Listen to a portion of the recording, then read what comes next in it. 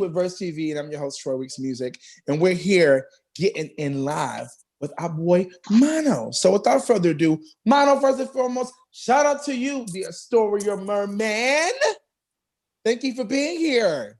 Thank you for having me. Yes, thank you for being here. So first and foremost, for our audience who may not know where you're from outside of, like, Astoria is where you're from, like that's home for you, like that's it. Astoria, I was born and raised in Queens, Astoria. This is my home. Listen, you don't meet a lot of people born and raised in one place now in 2020.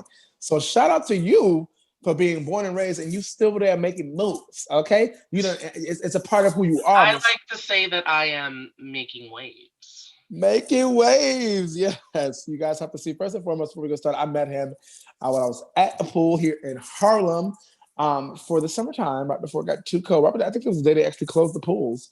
They had a mermaid event with some special mermaids in the building, and Mr. Astoria Mermaid himself was there.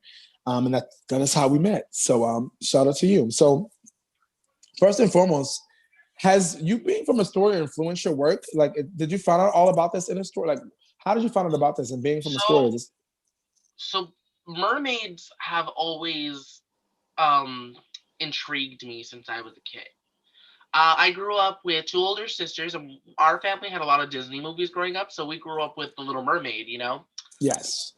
And I was very mesmerized as a kid. I really found the ocean very fascinating. Like I watched a lot of ocean related stuff as a kid. Like I watched Free Willy, Flipper, The Little Mermaid, Splash. Splash was oh my god. Come on, all of the good ones. Growing up, yo. But yeah, there was just something about mermaids that really intrigued me as a kid. Like I think it was because they were just something I got to live in the ocean, and I really loved the ocean growing up. And as I got older, I researched it more and learned more about like their history and like how they've influenced the world, and they've always been like a symbol of like freedom, and that's just something that really resonated with me. Now, when I discovered mermaiding, so full disclosure, when I say that I'm a professional merman, I'm saying that ironically. It is a profession, but there are plenty of people who do it recreationally. When I discovered mermaiding, I think I was like 10 years old. Mm-hmm. And I found out about a woman named Hannah Fraser, and she is on record to be the first freelance professional mermaid. She goes to events, she does a lot of mermaid related like things. And more people followed her after that. Like they started doing what she was doing. They would be mer people for a profession, or they would just do it for fun. Like it grew over time, and now there's an industry for it. You can buy mermaid tails, you can buy mermaid products, and you can be a mermaid for hire. There are classes for it. Like it is a big thing, and it's growing every day. Mm-hmm. Come on. So how long have you been a professional mermaid yourself? I think I bought my first tail when I was, I think 19, I believe. Or 20. I think I was 20. So, oh my God, how long have I been doing this? I think I was just right. I'm sorry. It's just, I was definitely straight out of high school when I got my first tail, because that's when I met Cookie, the Harlem mermaid. And she's the sweetest woman. She's the sweetest woman you will ever meet. Yes, Cookie. I remember Cookie. Yeah, she calls me her mer son because, and I call her mer mama sometimes because it's because of her, like, I really sparked into investing into my first tail, which is retired now. But now, I have a new tail. Right. And that's the one I saw, right? Yes. Got it. So you would say she was the reason why you were inspired to, but what, outside of Cookie, was it just Cookie? What was the main reasons for you getting inspired to enter the industry in general? So being a merman was just a childhood fantasy of mine. Like, nothing would have made me more happier than to get a tail and to live in the ocean, essentially.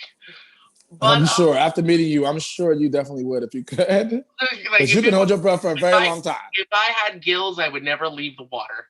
But yeah, like it was just a childhood thing for me, like a childhood fantasy of mine. And when I heard that you can do it now, like you can actually become this, it was, at first, I was a little discouraged because I came from a family that had a lot of conservative views on a lot of things, and they I think you can guess that they would feel a little uncomfortable with me pursuing this kind of hobby. But then I started to realize, well, they're already uncomfortable with me liking anime, so Right. this is just Either it is the what it nail in is. the coffin. Right. But after meeting Cookie, after I think after seeing a mermaid in front of me, that really sparked it for me, and I thought, you know what? I make money. I want this. It'll make me happy. So I bought my first tail. And y'all, And I was so nervous when I was getting my first tail. I'm like, am I ever gonna use it? Am I ever gonna swim in it? What if I don't even know how to use it? Then I put my fins in the water and I zipped through. I'm just like, that's me right there. y'all got to get him. Y'all got to see him in person. Y'all got to check him out. Look at his videos because when I saw it for myself, I didn't. I mean, this is my first time. I always thought like mermaids. Like, okay, Little Mermaid got it. Yeah, but It's in a little weird person, now. It's a little and weird now. It's getting better. yeah, but in person, it was a totally different thing. Can you swim in the fin, right? You swim like an actual mer person. Yeah, like so I actually have the tail here. Um, Oh, shit, about this. Come on. so this is tail number 2.0. I call her Aquarius, and it is made up of two pieces. So this is a fabric tail, so it's made up of two things. It's made up of a tail